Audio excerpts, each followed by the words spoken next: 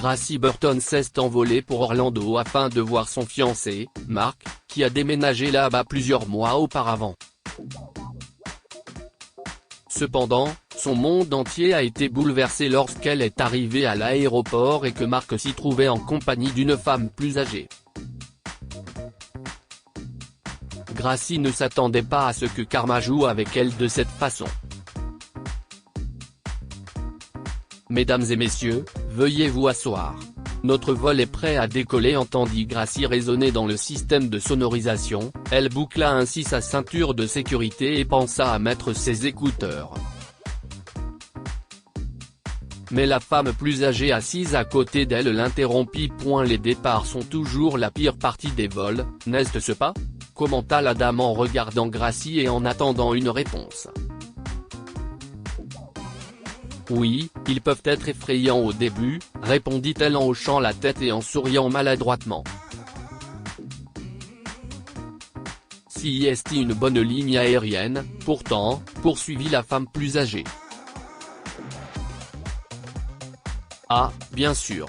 Je suppose, dit poliment Gracie. Vous savez, je n'aime pas beaucoup voyager, mais je vais rendre visite à quelqu'un d'important.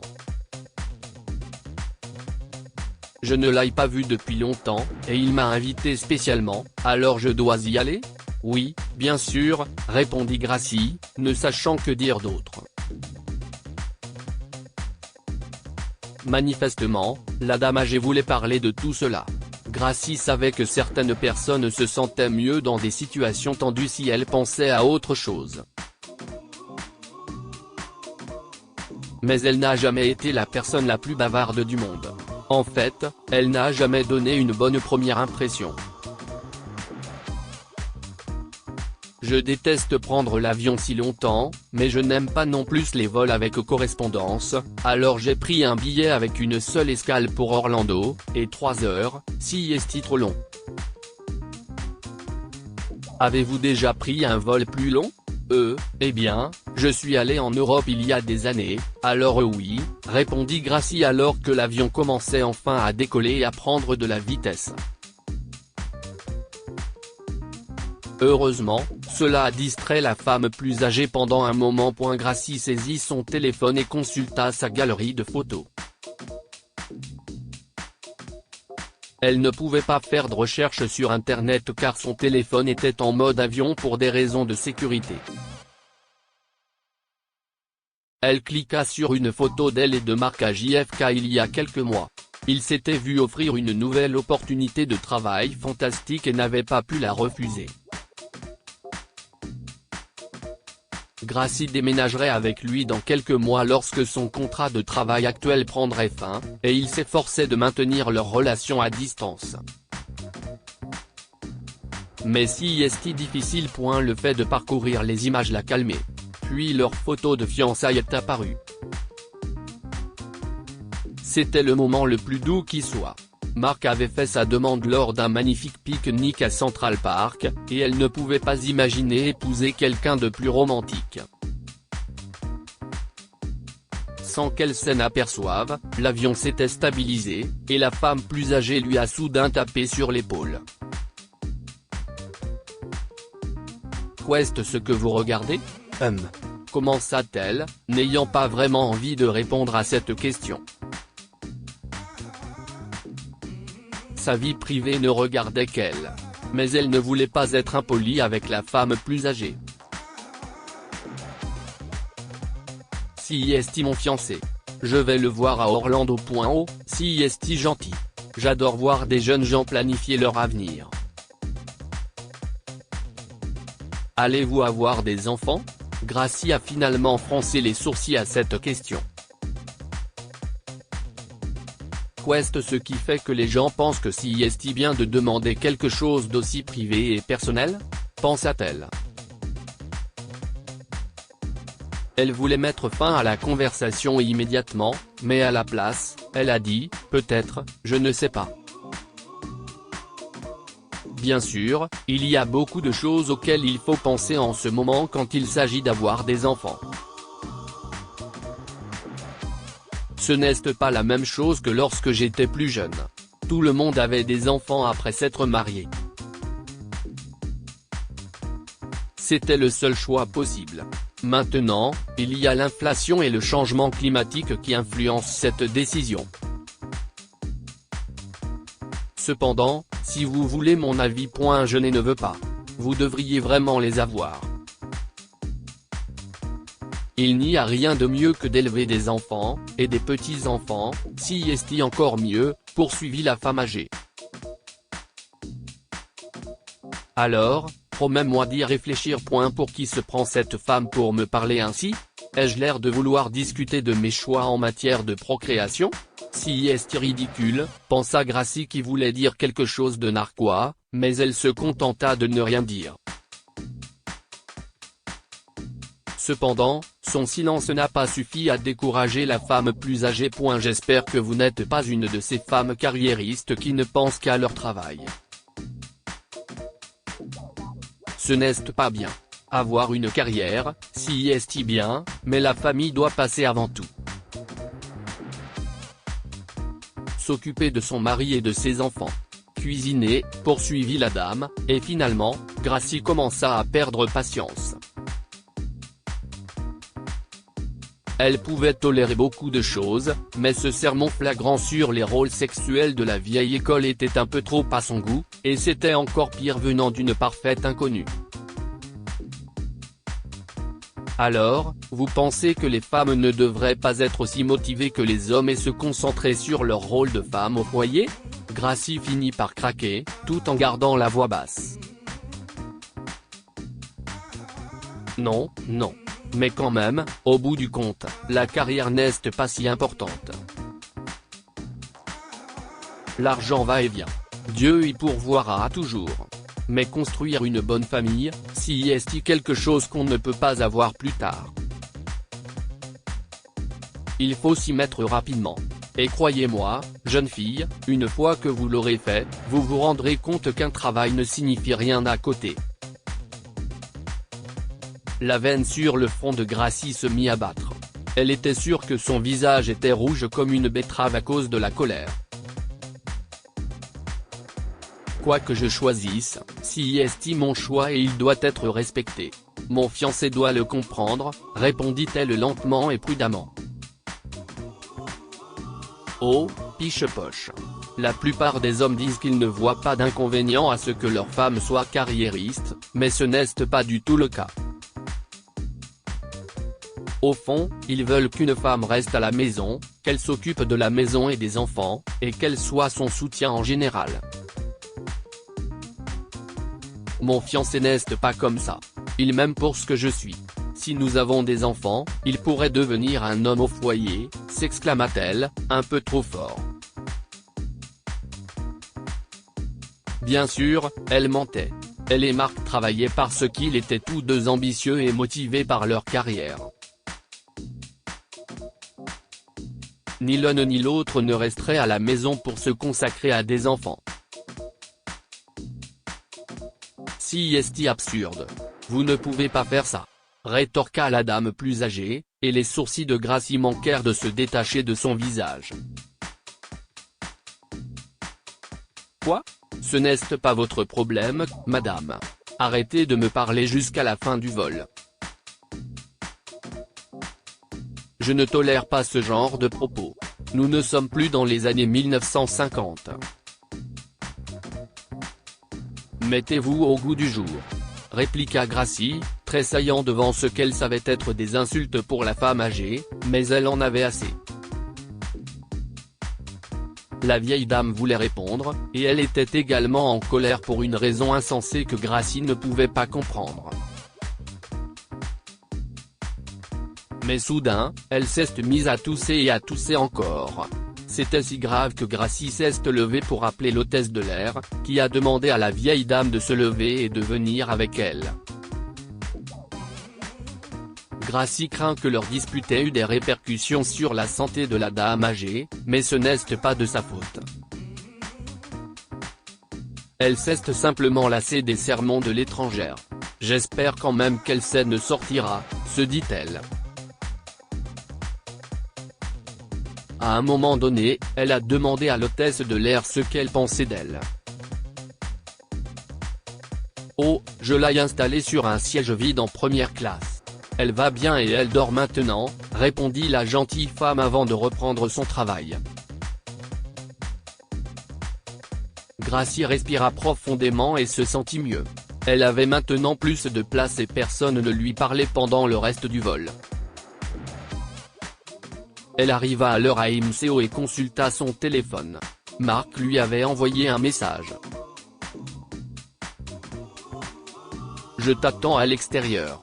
J'ai aussi une surprise pour toi », avait-il écrit de manière énigmatique, mais en envoyant un emoji de smiley, ce qui avait fait sourire Gracie. Il lui réservait toujours des surprises et elle avait hâte de le voir. Son sac a mis une éternité à être sorti. Elle avait l'impression que presque tous les autres passagers de son vol étaient déjà partis lorsqu'elle a vu ses bagages. Elle avait tellement hâte de voir Marc. Elle s'est empressée de passer le reste du protocole de l'aéroport et a franchi la porte des arrivées, regardant de droite à gauche à la recherche de son fiancé. Enfin, elle l'aperçut, agitant la main et lui souriant largement. C'était lui.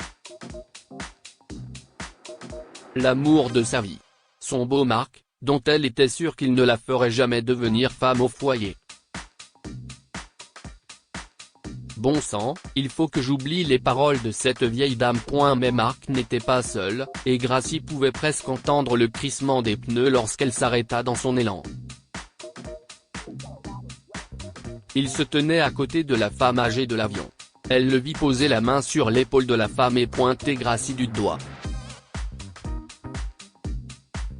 Le visage de Marc exprimait la joie.